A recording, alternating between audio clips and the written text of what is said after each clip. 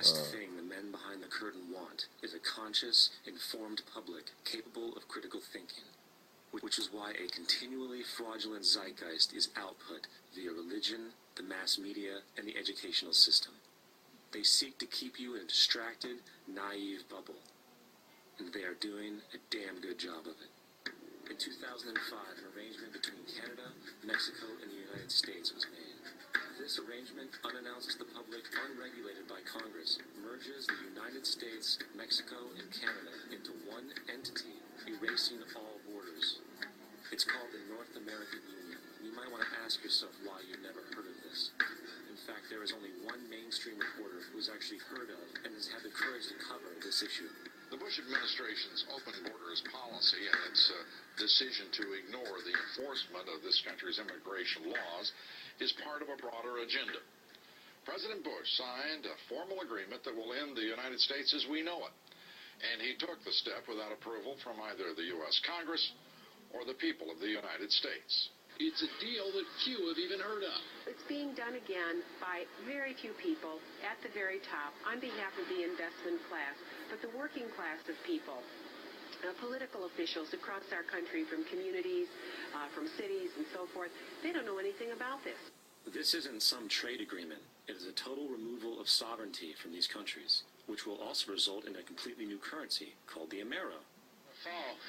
Apart from that, I think one thing people who are dollar-based need to focus on is the Amero. That's the one thing that nobody's talking about, but I think it's going to have a big impact on everybody's life in Canada, the U.S., and Mexico. The Amero is the proposed new currency for the North American community, which is being developed right now between Canada, the U.S., and Mexico to make a borderless community, much like the EU, and the dollar, Canadian dollar, U.S. dollar, and the Mexican peso replaced by the Amero. By default of this agreement, the American Constitution will eventually be obsolete. You would think that a situation like this would be on the cover of every major newspaper. That is until you realize that the people who are behind this movement are the same people behind the mainstream media, and you are not told what you're not supposed to know. The North American Union is the same concept as the European Union, the African Union, and the soon-to-be Asian Union, and the same people are behind all of them. And when the time is right, the North American Union, the European Union, the African Union, and the Asian Union will be merged together, forming the final stages of a plan these men have been working on for over 60 years. A one-world government.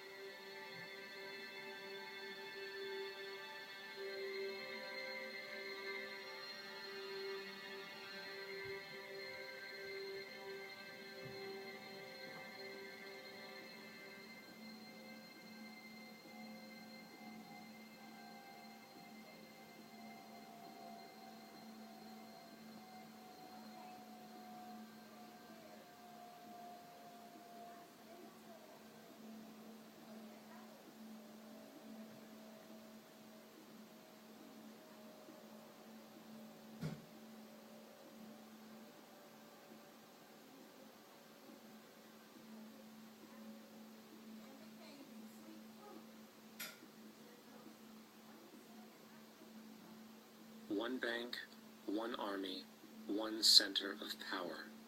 And if we have learned anything from history, it is that power corrupts, and absolute power corrupts absolutely. This is Aaron Russo, a filmmaker and former politician. To his left is Nicholas Rockefeller of the infamous Rockefeller banking and business dynasty. After maintaining a close friendship with Nicholas Rockefeller, Aaron eventually ended the relationship, appalled by what he had learned about the Rockefellers and their ambitions. I got a call one day from a military woman I knew, and she said, "Would you like to meet one of the Rockefellers?" I said, "Sure, I'd love to." And we became friends, and he began to divulge a lot of things to me. So he said to me one night, he said that there's going to be an event there. And out of that event, you're going to see we're going to go into Afghanistan. So we run pipelines from the Caspian Sea. We're going to go into Iraq to take the oil and establish a base in the Middle East. And we're going to go into Venezuela and try and get rid of Chavez. And the first two they've accomplished. Chavez they didn't accomplish. And so you're going to see guys going into caves looking for mind. You know, he was laughing at the fact that you have this war on terror. There's no real enemy. He's talking about how by having this war on terror, you can never win it because it's an eternal war. And so you can always keep taking people's liberties away. And I said, how are you going to convince people that this war is real? He said, but the media can convince everybody it's real. I mean, you know, it's just that you keep talking about things, you keep saying it over and over and over again, and eventually people believe it. You know, you created the Federal Reserve in 1913 through lies. You create 9/11, which is another lie. Through 9/11, then you're fighting a war on terror, and now all of a sudden you go into Iraq, which was another lie, and now they're going to do Iran. You know, and so one thing leading to another, leading to another, leading to another. Now, I would say, what are you doing this for? What's the point of this thing? You have all the money in the world you ever want. You have all the power. I said, you know, you're hurting people. It's not a good thing. And he would say, what do you care about the people for? Take care of yourself and take care of your family. And then I said to him, what are the ultimate goals here? So the ultimate goal is to get everybody in this world chipped with the RFID chip and have all money be on those chips and everything on those chips. And if anybody wants to protest what we do or violate what we want, we just turn off their chip. That's right, microchipped. In 2005, Congress, under the pretense of immigration control and the so-called war on terrorism, passed the REAL ID Act, under which it is projected by May 2008, you will be required to carry around a federal identification card, which includes on it a scannable barcode with your personal information.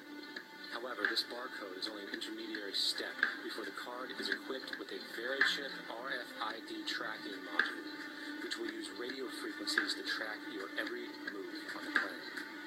If this sounds foreign to you, please note that the RFID tracking chip is already in all new American passports.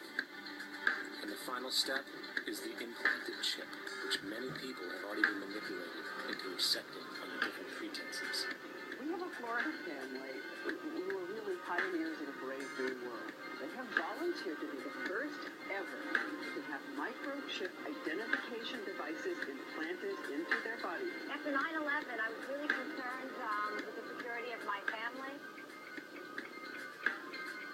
I wouldn't mind having something planted permanently in my arm that would identify me. In the end, everybody will be locked into a monitored control grid where every single action you perform is documented. And if you get out of line, they can just turn off your chip.